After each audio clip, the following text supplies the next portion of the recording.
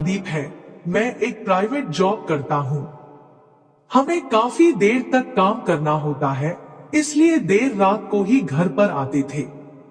कई बार तो अपने काम के चलते शहर से बाहर भी जाना पड़ा जाता है। यह उन दिनों की बात है जब मेरा दोस्त ऑफिस के काम से शहर गया था। तो उसने अपनी से बीवी बोल दिया था कि अगर किसी भी चीज की जरूरत हो तो मुझसे कह दे। कई बार मैं उसके घर पर भी चला जाया करता था और मुझको अनीता अच्छी तरह जानती थी। एक दिन मैंने फोन किया कि अगर आपको किसी भी चीज जरूरत पड़े तो बस मुझे एक बार फोन कर देना, मैं तुरंत आ जाऊंगा। उसने कहा ठीक है, अगर मुझे कुछ चाहिए होगा तो मैं बुला दूंगी। मेरी उसके साथ कई बार बात हो चुकी थी, इसलिए हमारे बीच में ऐसा वैसा कुछ भी नहीं था। मगर एक दिन की बात है जब उसके घर पर सास ससुर नहीं थे। वो मेन गेट को बंद करना भूल गई। जब नहाकर सिर्फ तेलिया लपेटकर बाथरूम से बाहर आई तो देखा कि मैं पहले से आया हुआ था। मुझे देखकर एक बार तो घबरा सी गई और फिर अपने बदन को छिपाते हुए कहने लगी, आप कब आए? मैंने बोला, बस कुछ ही देर पहले आया हूं। जब मैं आया था तो घर का मेन गेट खुला हुआ था और घर पर भी कोई नहीं था। मैंने कई बार आपको आवाज लगाई, लेकिन आप शायद बाथरूम में होने की वजह से मेरी आवाज को सुना नहीं। उसने कहा, हाँ, मुझे अंदर कुछ सुनाई नहीं दिया था। उस दिन उसने मेरे लिए चाय बना दी और फिर कुछ देर तक बातें करने के बाद मैं चला गया।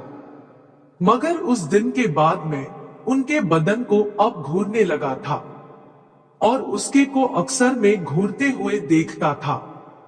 कई बार बहाने से मैं टच करने की कोशिश भी करता था, लेकिन अनीता रोक देती थी। ऐसे ही 3-4 दिन निकल गए। एक दिन जब घर पर कोई नहीं था तो अनीता को बाजार से एक सामान की जरूरत आन पड़ी। तो उसने मुझे फोन करके वो सामान मंगवा लिया था। जब मैं सामान देने के लिए अंदर आया तो अनीता ने हाथ से सामान लेने के लिए अपना हाथ आगे किया। मगर पता नहीं कैसे अनीता का हाथ मेरे लटक रहे शेर से स्पर्श हो गया, या फिर शायद अनीता ने जानबूझकर हाथ को उससे टच करवा दिया था।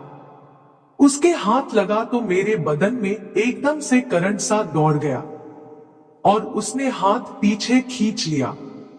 फिर दोबारा से मैंने संभलते हुए सामान दिया। जब अनीता रसोई में सामान रखकर वापस आई तो अनीता नीची नजरों से उसकी तरफ देखा। उसको देखकर मुझे कुछ कुछ होने लगा था, मेरी वासना जागने लगी थी। फिर उसने बैठने के लिए कहा। अनीता रसोई में चाय बनाने के लिए चली गई।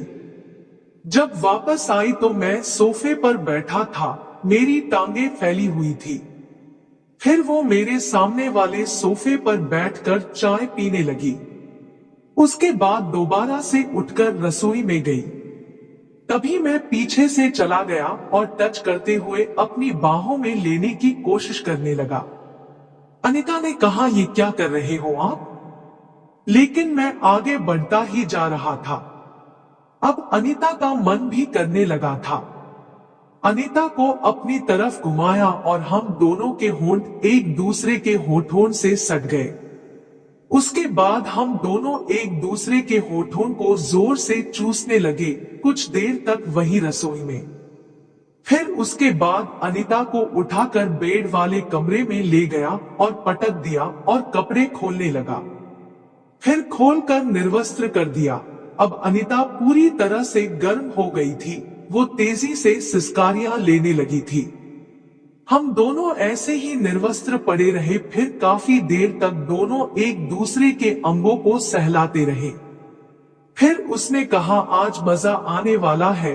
फिर मैंने बहुत सारा प्यार किया जो उसे उसका पति ना दे सका, और फिर सो गए। शाम को उठे तो सच में अनीता से चला नहीं जा रहा था। उसके बाद अनीता के सास और ससुर के आने का टाइम हो गया तो मैं चला गया। फिर जब तक दोस्त घर नहीं आया, अनीता और मैं अक्सर मिलने लगे क्योंकि उसको मेरा साथ अब अच्छा लगने लगा था। फिर हमने सास और ससुर की मौजूदगी में भी एक रात को करवा ली थी। इस तरह मैंने अनीता को ढीला कर दिया था। तो दोस्तों, ऐसे ही और भी इंटरेस्टिंग कहानियां सुनने के लिए हमारे चैनल को अभी सब्सक्राइब करो और हाँ, वीडियो को लाइक करना मत भूलना। धन्यवाद।